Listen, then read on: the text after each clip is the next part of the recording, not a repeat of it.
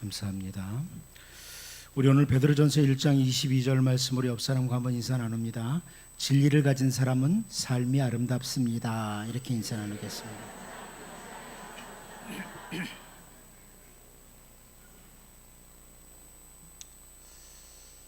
애굽에서 하나님의 능력으로 나온 이스라엘 백성들이 애굽에서 나온 지 3개월이 되던 날에 시내 광야에 도착하게 됩니다.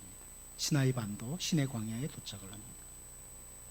이제 더 이상 애굽 군대의 추격이라는 두려움도 다 사라진 상황, 그 상황이 되었을 때 하나님께서는 그 백성들과 언약을, 그 시내산 언약을 맺으십니다. 십계명을 비롯해서 하나님의 백성으로서 올바르게 살아야 될 말씀들, 귀중한 가르침을 모세를 통해서 주십니다. 신명기 4장 14절 말씀을 보면 그때에 여호와께서 내게 명령하사 너희에게 규례와 법도를 교훈하게 하셨나니 이는 너희가 거기로 건너가 받을 땅에서 행하게 하려 하심이니라. 이렇게 말씀합니다. 여기 그때라는 것은 바로 그 시내산을 가리키죠. 시내산에서 하나님께서 말씀을 주셨는데 이것은 이스라엘 백성들로 하여금 규례와 법도를 주시면서 올바른 가르침 가운데 서도록 그렇게 하신 겁니다. 그뿐만 아니라 하나님께서는 이스라엘 백성들이 약속의 땅까지 가는 그 여정을 통해서, 그러니까 애굽에서 나와서 홍해를 비롯해서 광야 이렇게 쭉 해서 이스라엘 백성들이 약속의 땅까지 가는 그 여정을 통해서 다양한 경험을 하도록 하세요. 여러 가지 경험을 하도록 하시면서 경험을 통한 가르침을 주십니다. 신명기 8장 3절 말씀을 보면 너를 낮추시며 너를 줄이게 하시며 또 너도 알지 못하며 내 조상들이 알지 못하던 만나를 내게 먹이신 것은 사람이 떡으로만 사는 것이 아니요 여호와 입에서 나오는 모든 말씀으로 사는 줄을 네가 알게 하려 하심이니라.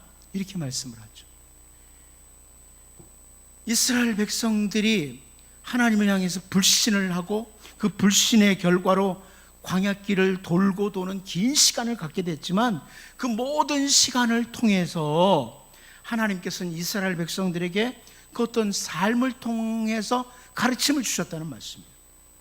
아무튼 말씀과 삶을 통해서 하나님께서는 올바른 가르침을 백성들에게, 이스라엘 백성들에게 주셨고 그 이스라엘 백성들은 그 올바른 가르침을 따라 굳게 서야만 했습니다.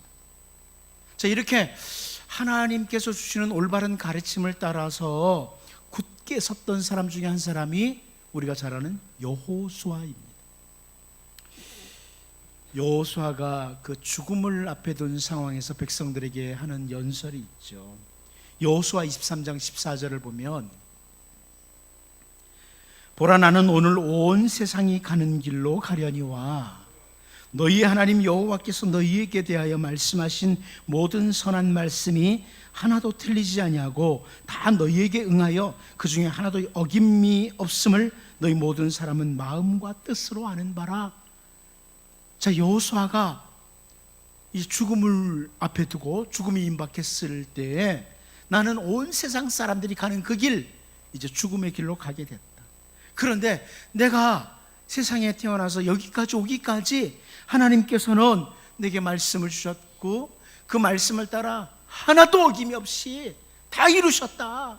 우리 하나님은 언약에 신실하신 하나님이시다. 이것을 분명하게 여호수아가 선포하고 있습니다.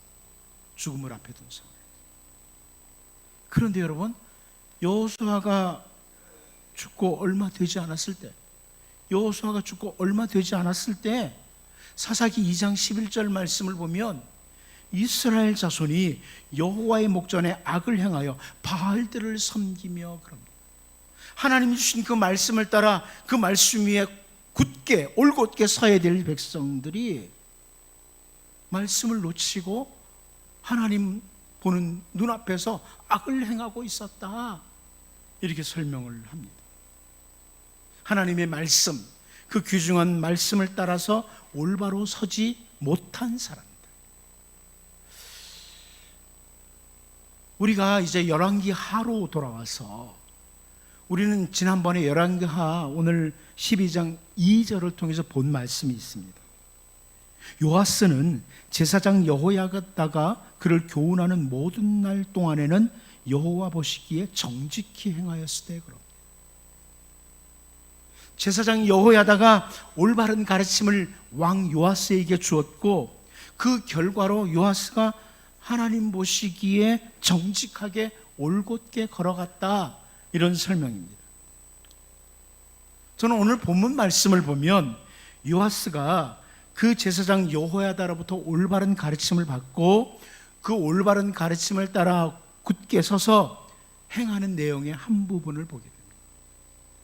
이제 오늘 본문 말씀을 보면서 우리도 주님의 말씀을 받는 사람들, 주님의 말씀을 따라 올곧게 서서 똑바로 서서 그리스도인의 이름에 합당한 이런 삶을 살아가는 은혜가 우리 모두에게 있기를 원합니다. 첫 번째로 저는 오늘 본문에서 볼 수 있는 것이 올바른 가르침을 따라 선 사람은 거룩한 열정 가지고 산다, 거룩한 뜻을 가지고 산다, 이 말씀을 드리고 싶습니다. 올바른 가르침을 따라 선 사람들의 가슴에는 거룩한 열정이 있다, 거룩한 뜻이 있다, 이런 의미의 말씀입니다. 우리 본문 4절을 같이 한번 읽어보도록 하겠습니다. 봅니다. 시작. 요아스가 제사장들에게 이르되 여호와의 성전에 거룩하게 하여 드리는 모든 은, 곧 사람이 통용하는 은이나 각 사람의 몸값으로 드리는 은이나 자원하여 여호와의 성전에 드리는 모든 은을. 자, 이 4절 말씀부터 보면 이 요아스의 행동하는 이 행동이 2절에서 설명한 여호와 보시기에 정직히 행하는 모습입니다. 이 모습이라고 볼 수 있어요. 이 4절에부터 나오는 모습은 여호와 보시기에 정직히 행하는 모습이다, 그 부분의 한 부분이다, 이렇게 볼 수 있습니다.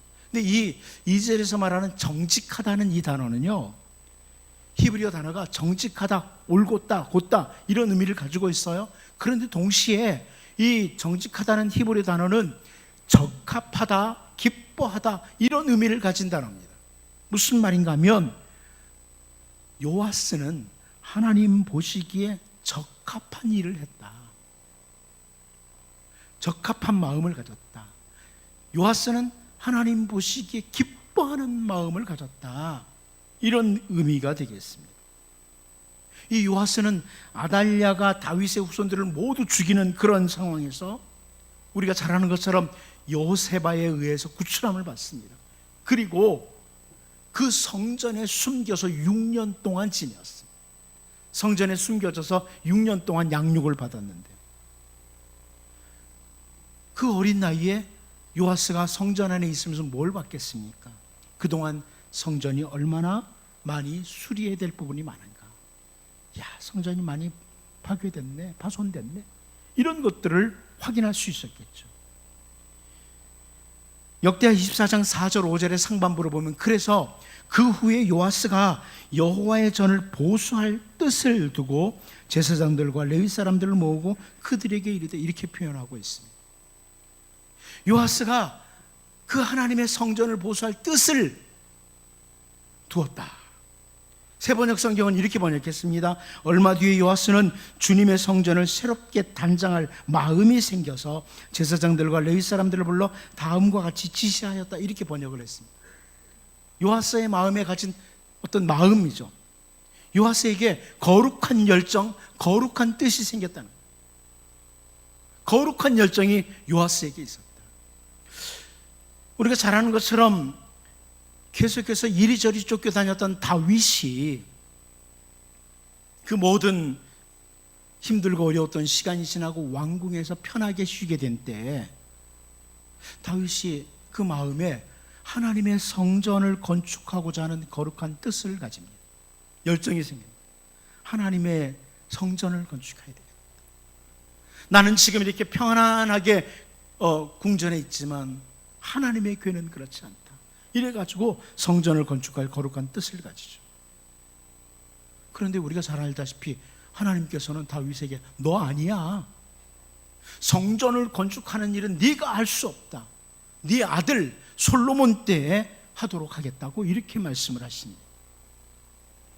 훗날 솔로몬이 성전을 다 건축합니다. 건축을 한 뒤에 백성들에게 연설을 하면서 열왕기상 8장 17절 18절에 이렇게 말을 합니다. 내 아버지 다윗이 이스라엘의 하나님 여호와의 이름을 위하여 성전을 건축할 마음이 있었더니 여호와께서 내 아버지 다윗에게 이르시되 네가 내 이름을 위하여 성전을 건축할 마음이 있으니 그 다음에 뭐라고 합니까? 이 마음이 내게 있는 것이 좋도다. 다윗이 성전 건축 못합니다. 그런데 이 마음이 너에게 있는 것 참 좋다. 이 마음이 내게 있는 것이 참 좋다. 이렇게 말씀을 하세요. 비록 다윗이 성전을 건축하지는 못하지만 이 마음이 너에게 있는 것 참 좋은 마음이다. 너 정말 거룩한 뜻을 가지고 있다. 거룩한 열정을 가지고 있다. 이렇게 말씀하시는 거죠. 하나님께서 다윗이 가진 그 거룩한 뜻에 대해서 칭찬하시는 겁니다. 다윗은 이 거룩한 뜻을 위해서 거룩한 열정을 가지고 있으면서 하나님이 거절을 했을 때 넌 아니야, 네 아들 때야 이랬을 때 그 거룩한 뜻, 거룩한 열정을 다 내 던져버린 것이 아니고요, 비록 자기가 성전을 건축하지 못할지라도 역대상 29장 3절을 보면 성전을 위하여 준비한 이 모든 것 외에도 내 마음이 하나님의 성전을 사모함으로 내가 사유한 금, 은으로 내 하나님의 성전을 위하여 드렸노니 그럽니다. 자기는 성전을 건축하지 못한다고 하나님이 거절하셨지만 자기 마음에 있던 이 거룩한 열정, 거룩한 뜻을 포기하지 않는 거예요. 하나님, 내가 못하지만 내 아들 때 솔로몬 때 하지만 하나님의 성전이 건축되기를 원합니다. 이런 마음을 계속 가진 거죠. 여러분, 하나님의 백성들인 우리들은요, 이 세상에 사는 동안에 거룩한 뜻, 거룩한 열정을 가지고 살아야 됩니다. 세상에는 악한 일을 마음에 두고 사는 사람들, 무가치한 일을 마음에 두고 시간과 모든 힘들을 다 쏟는 어리석은 사람들이 너무나 많습니다. 굉장히 열정을 가지고 살아가는 것 같은데 악한 계획을 가지고 살아가는 사람도 있고요, 오직 자기의 안일만을 위해서, 그리고 좋지 못한 열심을 내는 사람들도 많습니다. 때로는 헛된 것, 무가치한 것, 아무것도 아닌 것, 여기에다 막 힘을 다 쏟아버려요. 그런 사람들이 너무나 많습니다. 그러나 하나님의 백성인 우리는 내 안에 거룩한 열정을 품어야 됩니다. 이건 늘 확인하셔야 돼요. 나는 거룩한 열정, 거룩한 뜻을 마음에 담고 있는가? 여러분 잘 아는 말씀 있죠. 솔로몬을 통해서 하나님께서 주신 잠언 4장 23절 말씀, 모든 지킬 만한 것 중에 더욱 네 마음을 지키라. 생명의 근원이 이에서 남이니라. 마음 잘 지키라는 거예요. 내 마음에 거룩한 뜻과 거룩한 열정이 있는가? 아니면 헛된 것, 무가치한 것, 아무것도 아닌 것들이 내 안에 꽉 차 있는가? 아니, 거룩한 열정을 품고 있다가 다윗처럼 거절당하면 포기해버리는 그런 자는 아닌가? 다윗은 결코 그렇지 않잖아. 거룩한 열정은 끝까지 가는 거예요. 우리에게 실망을 주더라도. 여러분, 우리는 주님의 말씀을 따라 올바른 가르침을 받는 자들입니다. 그렇다면 우리도 무가치하고 헛되고 때로는 악한 열정을 가지고 살아가는 자들이 아니라 거룩한 열정, 하나님의 백성답게 구별된 열정, 거룩한 뜻을 마음에 품고 살아가는, 언제나 마음 관리를 잘하는 정말 복 있는 주의 백성으로 우리 모두가 살 수 있기를 바랍니다. 두 번째로 제가 보고 싶은 것은 바로 성전술입니다. 사실 오늘 본문의 핵심 부분이기도 한데, 이 요아스가 했던 건 뭐냐? 거룩한 열정을 가지고 했던 게 성전술이라는 겁니다. 우리 본문 5절 말씀 같이 한번 읽어보도록 하겠습니다. 같이 봅니다. 시작. 제사장들이 각각 아는 자에게서 받아들여 성전의 어느 곳이든지 파손된 것을 보거든 그것으로 수리하라 하였으나. 이 부분에 조금 약간 이해가 안 되는 부분들이 있어서 제가 우리 한글 번역 중에 가장 잘 번역된 게 어디 있을까 봤더니 바른 성경이 잘 번역을 해주었습니다. 바른 성경 2구절 이렇게 번역했습니다. 제사장들이 각각 담당 회계에게 받아서 전에 훼손된 부분이 발견되는 곳은 어디든지 수리하도록 하시오 하였는데, 이렇게 됐습니다. 그러니까 성전에 이제 여러 가지 세가 있잖아. 이 세를 가지고 올 때 받은 담당 회계들 있죠.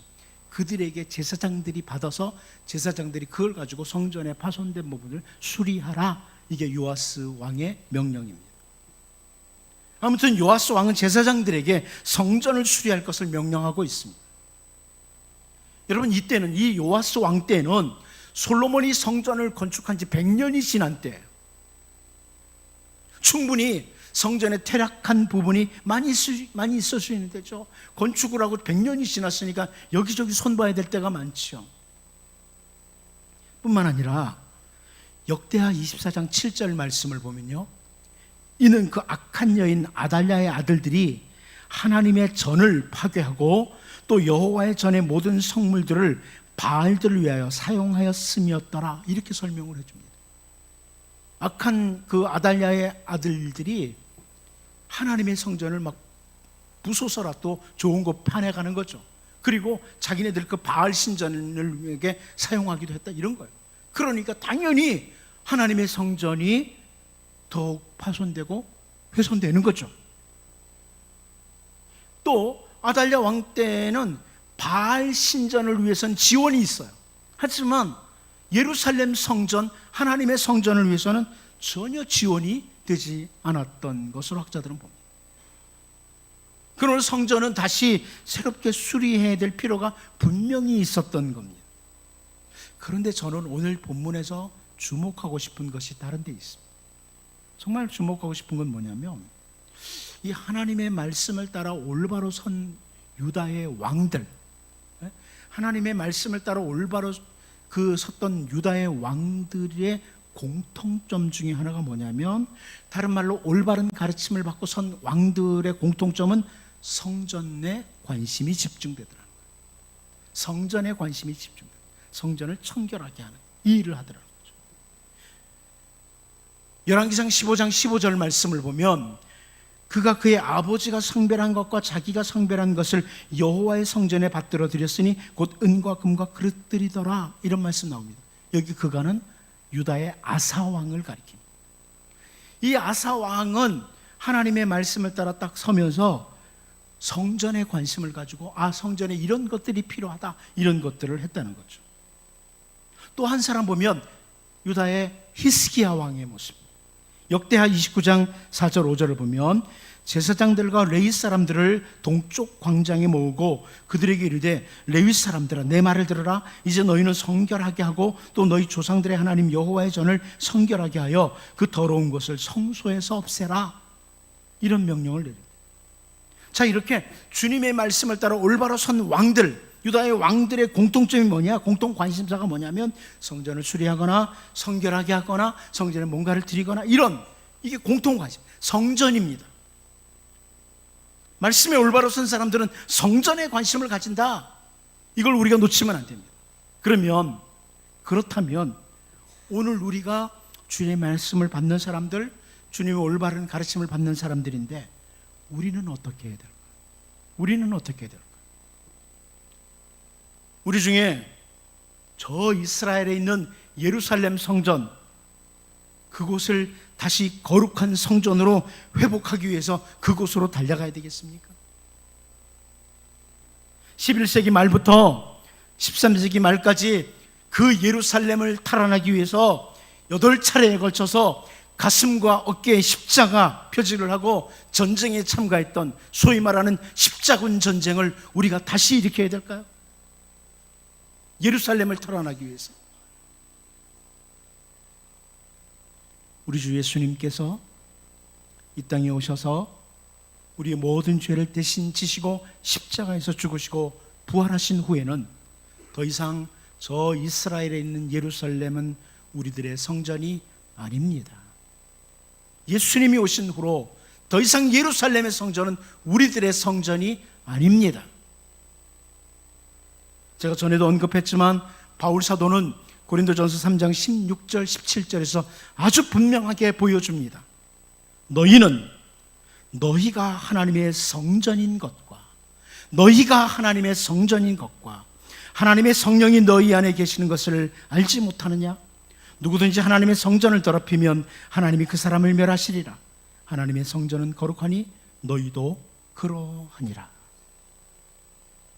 예수님께서 우리를 위해서 대속의 십자가를 지시기 전에 약속하셨던 대로 하나님의 성령이 우리에게 임하셨고 하나님의 성령이 언제나 우리와 함께 계십니다. 그러므로 하나님의 성령이 함께하는, 하나님의 성령이 임재하는 우리가 성전입니다. 제가 전에도 말씀드렸죠. 내가 성전이고 당신들이 성전입니다.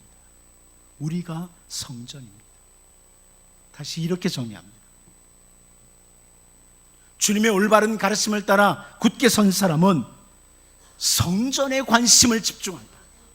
성전에 관심을 집중한다. 우리들은 더 이상 저 무너진 예루살렘 성전이 아니라 우리의 마음, 우리 자신, 하나님 앞에 성결하도록 하는 이 일에 더욱 관심을 가지고 최선을 다해야 돼요. 성전에 관심 가지십시오. 말씀에 똑바로 섰으면 성전에 관심을 가지셔야 됩니다. 그런데 저 예루살렘 있는 성전이 아니라 바로 성령님 거하시는 우리의 성전, 오늘 우리의 성전에 관심 가지셔야 돼요. 마음 관리 잘 하셔야 됩니다. 주님이 계십니다. 삶을 관리 잘 하셔야 됩니다. 주님이 함께 계십니다. 우리가 성전입니다. 바울 사도가 골로새서 3장 9절 10절을 통해서 너희가 서로 거짓말을 하지 말라. 옛사람과 그 행위를 벗어버리고 새 사람을 입었으니 이는 자기를 창조하신 이의 형상을 따라 지식에까지 새롭게 하심을 입은 자니라. 이렇게 설명하고 있습니다. 우리는 지식에까지 새 사람을 입은 자로 살아야 된다는 거예요. 지식에까지. 그러니까 우리의 생각, 우리의 언어, 우리의 행실이 성전으로 성결하게 수리되어야 된다. 우리의 생각을 수선하셔야 됩니다. 여러분, 어떤 사람들의 말처럼 우리는 하루에 5만 가지 생각을 합니다. 그런데요, 생각을 잘 정리하셔야 돼요. 하루를 사는 동안에 여러 가지 생각들이 우리에게 지나갑니다. 루터가 말했던 것을 기억하십시오. 새가 머리 위로 날아가는 것을 막을 사람은 없습니다. 새가 저 위에 날아가는데 여러분 중에 막을 사람이 있어요? 못 막죠. 하지만 새가 내 머리 위에 둥지를 트는 것은 막을 수 있습니다. 새가 내 머리 위에 둥지를 틀도록 내버려 두면 안 됩니다. 마찬가지입니다. 온갖 좋지 못한 생각들이 내 머릿속을 스치고 지나갈 수 있습니다. 하지만 그 좋지 못한 생각들이 내 머리에 자리 잡도록 하면 안 됩니다. 좋지 못한 생각이 찾아올 때 과감하게 내쳐야 되죠.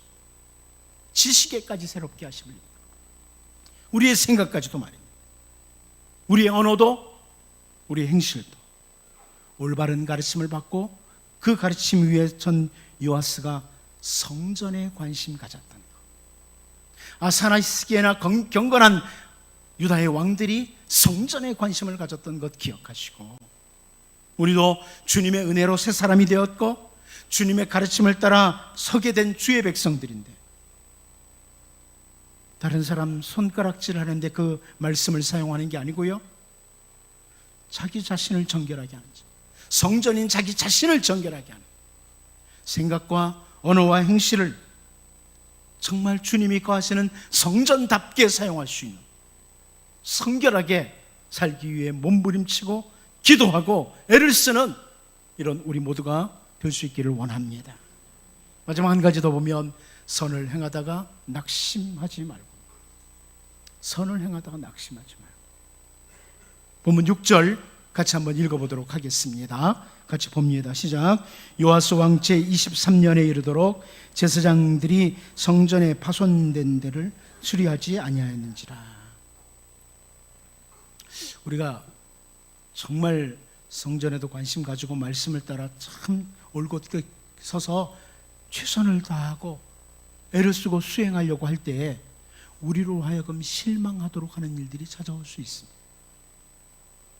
오늘 본문에서 요아스 왕은 아직 비록 어린 나이였지만 거룩한 열정, 거룩한 뜻을 가지고 성전을 수리하도록 제사장들에게 명령을 내렸습니다. 우리가 다음에 보겠지만 제사장들이 말을 안 들어요. 심지어 그 가운데는 대제사장 여호야다가 있습니다. 그동안 올바른 가르침을 주었던 대제사장 여호야다도 끼어 있습니다. 그런데 그들이 성전을 수리하는 일에 같이 가지 않습니다. 그래서 요아스 왕 23년까지 제사장들이 성전 수리를 하지 않은 것을 확인하게 돼요. 충분히 낙심할 수 있는 상황이죠. 그런데 우리가 다음에 보겠지만 요아스는 낙심이 아니라 성전 수리를 위해서 계속 일을 하도록 추진합니다. 계속 갑니다. 여러분, 우리가 하나님의 말씀을 따라 똑바로 걸어가려고 하는데요, 나보다 신앙이 좋다고 하는 사람, 목사라고 하는 사람, 대단한 신앙인들이 전혀 엉뚱한 길로 가는 것들을 우리는 종종 들어요. 뉴스를 통해서도 듣고요.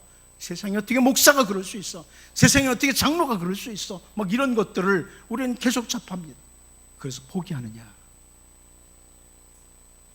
우리가 주의 말씀을 따라 나를 하나님 앞에 드리기에 좋은 성전으로 잘 다듬어 가는데 우리로 하여금 낙심하도록 하는 일이 대제사장 여호야다에게도 온다. 그래서 중단하느냐? 그렇지 않다는 거죠. 바울 사도는 데살로니가 교회 성도들에게 권면하는 말씀 가운데 데살로니가 후서 3장 13절에서 이런 표현합니다. 형제들아, 너희는 선을 행하다가 낙심하지 말라. 낙심하지 말라. 우리가 선을 행하는데 낙심할 일들이 찾아온다는 거죠. 데살로니가 교회뿐만 아니라 갈라디아 교회를 향해서도 갈라디아서 6장 9절에서 이럽니다. 우리가 선을 행하되 낙심하지 말지니 포기하지 아니하면 때가 이름에 거두리라. 여러분, 말씀을 따라 올곧게 걸어가려고 하는데, 올곧게 살아가려고 하는데 우리로 하여금 실망하도록 낙심하도록 하는 일이 많아요. 왜 바울 사도가 이런 표현을 하겠어요? 주님의 말씀을 따라 신실하게 살고자 하는 사람들에게 충분히 실망하고 낙심하도록 하는 일들이 찾아올 수 있다는 것을 보여주는 거예요. 그런데 히브리서 기자는 히브리서 10장 36절에서 이렇게 설명을 해줍니다. 너희에게 인내가 필요함은 너희가 하나님의 뜻을 행한 후에 약속하신 것을 받기 위함이라. 주님의 말씀, 올바른 가르침을 따라 굳게 서서 걸어가고자 하는 사람들에게 필요한 것 중에 하나가 바로 인내라는 겁니다. 너희에게 인내가 필요함. 무슨 말입니까?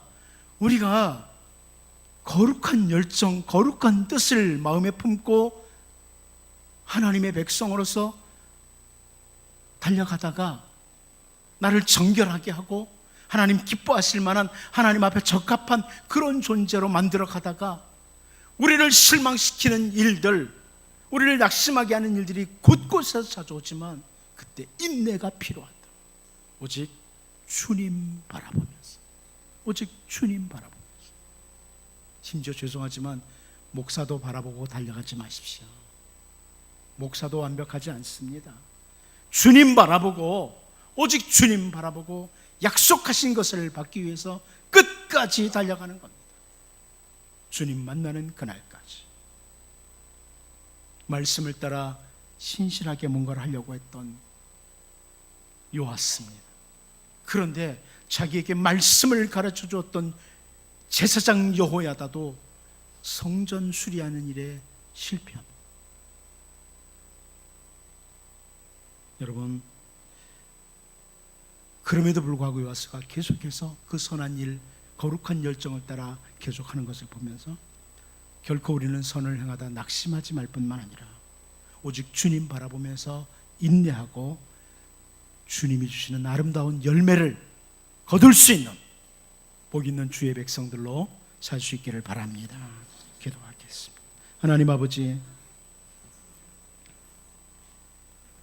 우리가 주의 말씀을 따라 올바른 가르침을 받고 그 말씀 위에 굳게 서게 도와주시되 무가치하고 헛되고 악한 열정 가지고 살아가는 자가 아니라 거룩한 열정, 하나님의 백성답게 구별된 열정, 거룩한 뜻을 마음에 품고 살아가게 하여 주옵소서. 하나님, 주의 말씀을 가지고 다른 사람 손가락질하는 데 사용하는 자가 아니라 자기를 청결하게 하고, 특별히 생각과 원화 행실을 주님이 함께하는 성전답게 성결하게 하는 자들로 세워져 가게 하여 주옵소서. 선을 행하다가 낙심하지 말게 하시고 오직 주님 바라보면서 인내하고 열매를 거두는 복 있는 주의 백성들로 서게 하여 주옵소서. 예수님의 이름으로 기도하옵나이다. 아멘.